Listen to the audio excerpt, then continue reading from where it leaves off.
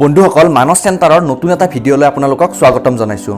ইতিমধ্যে অসম চৰকাৰে ঘোষণা কৰিছে যে কৰোনাৰ পৰিস্থিতিৰ বাবে ৰাজ্যখনৰ নিযুক্তি প্ৰক্ৰিয়া বন্ধ নহয় আৰু সেই মৰ্মে কেইবাটাও বিভাগৰ চৰকাৰী নিযুক্তিৰ বাবে ইতিমধ্যে আবেদনৰ কাম-কাজ চলি আছে আৰু এই চৰকাৰী চাকৰিসমূহ আপোনালোকে কিদৰে লাভ কৰিব পাৰিব তাৰ বাবে কেইটামান ইজি টিপছ এই ভিডিঅ'টোত আগবঢ়াম। গতিকে ভিডিঅ'টো শেষলৈ চাই থাকিব আৰু চেনেলটোত যদিহে নতুনকৈ আহিছে ছাবস্ক্ৰাইব কৰিবলৈ নাপাহৰিব।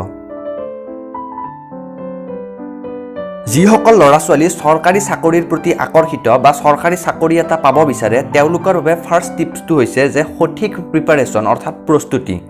চৰকাৰী চাকৰি এটা সহজতে পোৱা নাযায়, তাৰ বাবে আগতীয়াকৈ সঠিক প্ৰস্তুতিৰ প্ৰয়োজন হয়। বহু ক্ষেত্ৰত দেখা যায় ল'ৰা-ছোৱালীবিলাকে চাকৰিৰ বাবে ফৰ্ম ফিল আপ কৰে বা চাকৰিৰ পৰীক্ষাবোৰ দিব যায়, কিন্তু তাৰ বাবে আগতীয়াকৈ কোনো ধৰণৰ প্ৰিপাৰেশ্যন নকৰে, যাৰ বাবে তেওঁলোকে এই পৰীক্ষাবোৰত বিফল হোৱা দেখিবলৈ পোৱা যায়।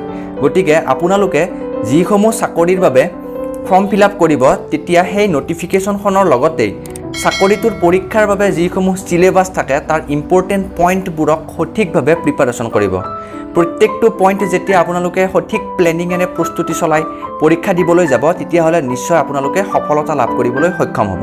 চাকৰি এটা লাভ কৰিবৰ বাবে ছেকেণ্ড টিপছটো হৈছে যে আমি সদায় এটা পজিটিভ এটিটিউড লৈ চলিব লাগে। যিসকল ল'ৰা-ছোৱালীয়ে চৰকাৰী চাকৰিৰ বাবে চেষ্টা কৰে তেওঁলোকে সদায় এটা পজিটিভ এটিটিউড লৈ আগবাঢ়িব লাগে যে আগন্তুক 2 বছৰৰ ভিতৰত বা আগন্তুক 1 বছৰৰ ভিতৰত মই এটা চাকৰি যোগাৰ কৰিহে এৰিম। তো এই পজিটিভ এটিটিউডত যেতিয়া আমি আগবাঢ়িম তেতিয়াহ'লে আমি নিশ্চয় চাকৰি এটা লাভ কৰাৰ ক্ষেত্ৰত সফল হ'ব পাৰিম। নাম্বাৰ 3 টিপছটো হৈছে আমি কোন বিভাগত কি পদ মুকলি হৈছে তাৰ ওপৰত সদায় লক্ষ্য ৰাখিব লাগে আৰু ইয়াৰ বাবে বিভিন্ন ধৰণৰ জব ৰিলেটেড ৱেবছাইটছ বা জব ৰিলেটেড ইউটিউব চেনেলছ তাক দিনত এবাৰ হ'লেও চাব লাগে, যাতে আমি গম পাওঁ যে কোন বিভাগত কি পদ মুকলি হৈছে আৰু আমাৰ কোৱালিফিকেশ্যন অনুসৰি কোনবোৰ পদত এপ্লাই কৰিব পাৰোঁ তাৰ ওপৰত সদায় লক্ষ্য ৰাখিব লাগে।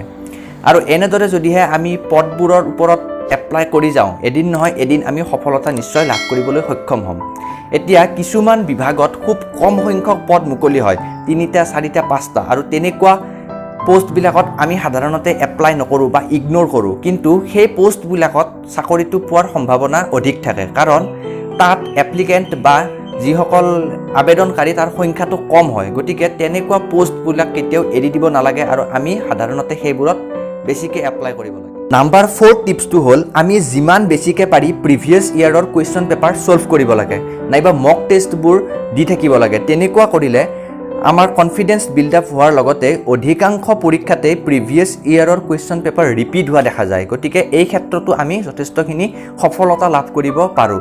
গতিকে আমি যিমান বেছিকৈ পাৰোঁ প্ৰিভিয়াছ ইয়াৰৰ কুৱেশ্যন পেপাৰ যোগাৰ কৰিব লাগে আৰু তাক ছল্ভ কৰিব লাগে।